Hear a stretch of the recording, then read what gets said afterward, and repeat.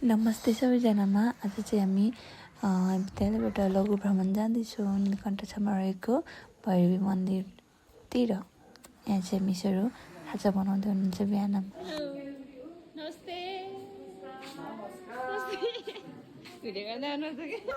त्यसपछि हामी सबैजना विद्यार्थी अनि सबैजना शिक्षक शिक्षिकाहरू खाजा खाएर यात्रामा लाग्यो भैरवी मन्दिरको। हामी चाहिँ काउलीको माने डाँडा हुँदै आल डाँडा हुँदै जाँदैछौँ साथीहरू। बिचबिचमा रमणीय दृश्यहरू हेर्दै हरियो वन जङ्गलहरू हेर्दै हामी जाँदैछौँ।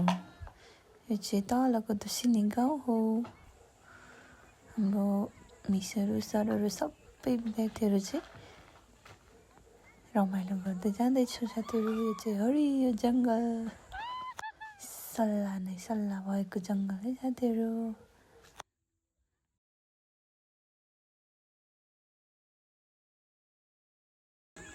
पहिला घर छाउनलाई यतैबाट ढुङ्गा लान्थे है साथीहरू। घर छाउने ढुङ्गा निकाल्ने ठाउँ।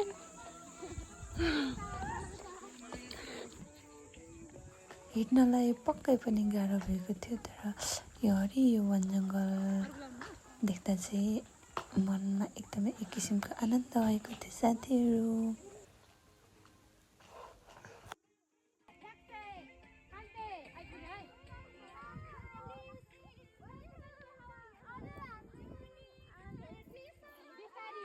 साथीहरू यस्तो बाटो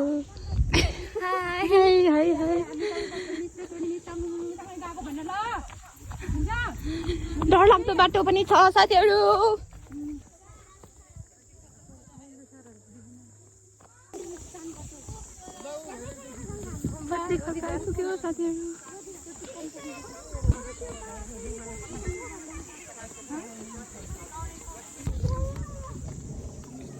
एकदमै रमणीय ठाउँ। यहाँबाट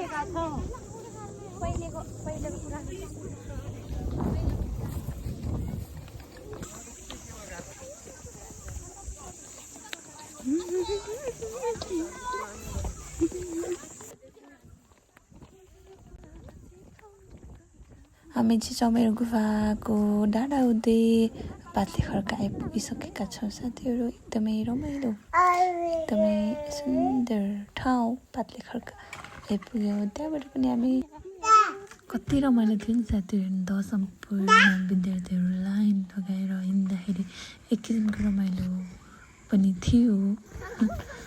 अनि हिँड्दाखेरि खुट्टा पनि दुखेको थियो। जाँदाखेरि चाहिँ खासै दुखेको थिएन, फर्किँदाखेरि चाहिँ वाउ कति धेरै रमाइलो। गाइजहरू किन चप्पल खोलेको?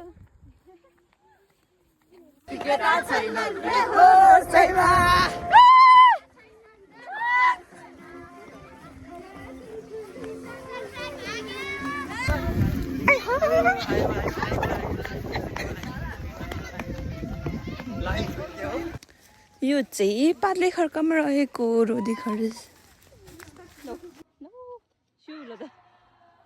त्यसपछि हामी पातले खड्कामा रहेको शङ्खादेवी माध्यमिक विद्यालयमा गयौँ।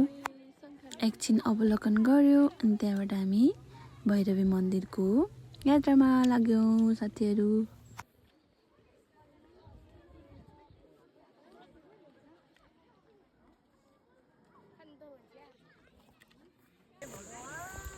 अप्ठ्यारो बाटोहरू पनि छ है साथीहरू।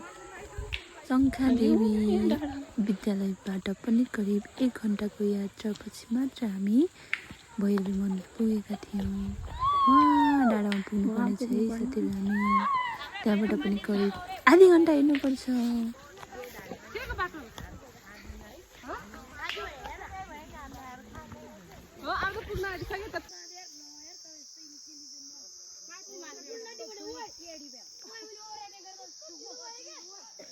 यहाँ बाटो अप्ठ्यारो छ कि? आऊ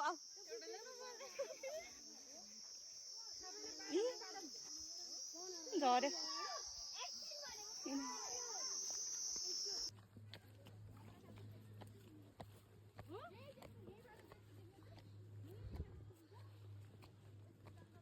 हाम्रो स्कुल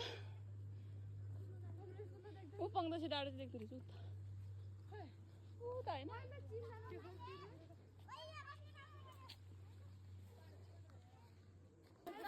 चौतारामा एकछिन सबै साथीहरूलाई पर्ख्यौँ, सबैजना जम्मा भयौँ र त्यहाँबाट हामी भैरवी मन्दिरको प्रस्थानमा लाग्यौँ। उहाँ छ भैरवी मन्दिर चाहिँ।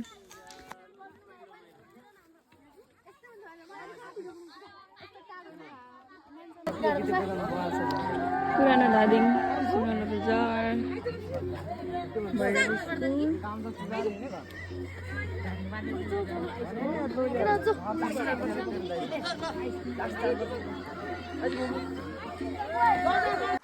यता हेर्न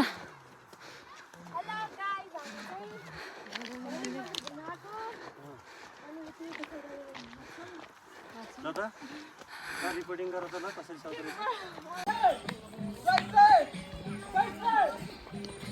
हामी चाहिँ भैरवी मन्दिर आइपुगेका छौँ साथीहरू।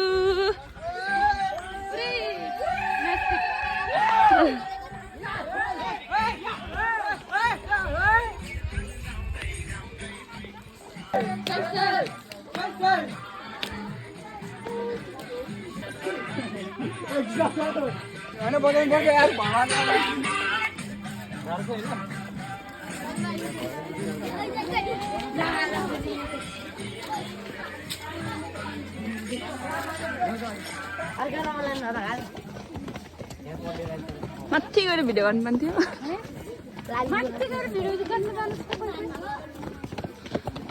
हामी पनि आउने गरी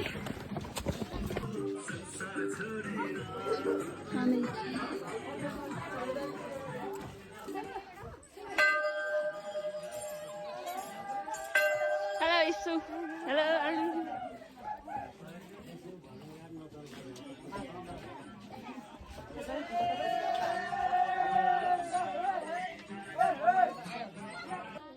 यस भैरवी मन्दिरबाट चाहिँ आधा दर्जनभन्दा बढी हिमालहरू अवलोकन गर्न सकिन्छ।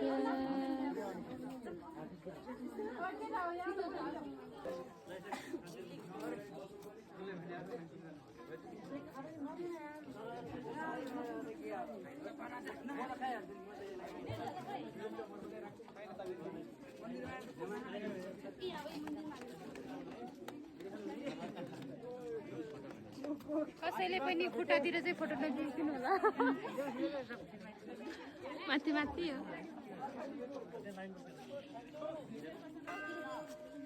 त्यहाँ पुगेर एकछिन रमणीय दृश्यहरू हेऱ्यौँ, मन्दिरमा दर्शन गऱ्यौँ र हामी खाना खानतर्फ लाग्यौँ साथीहरू। खाना खायौँ, त्यसपछि एकछिन नाचगान गऱ्यौँ र हामी फेरि गन्तव्यतिर फर्कियौँ आफ्नो घरतर्फ। यो चाहिँ फर्किने बेलाको है साथीहरू। हामीलाई गाडी लिन आइज त।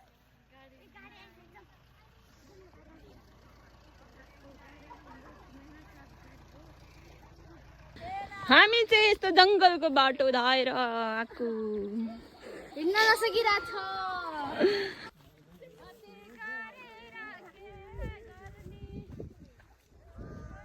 आजको यात्रा त्यस्तै नै भयो साथीहरू। हाम्रो विद्यालय टल्किरहेछ है हिमाल जस्तै गरी। लास्टमा भिडियो हेरिदिनु भएकोमा धेरै धेरै धन्यवाद। आजको करिब 8.5 घन्टा जतिको यात्रा यस्तै रह्यो। Thank you so much everyone.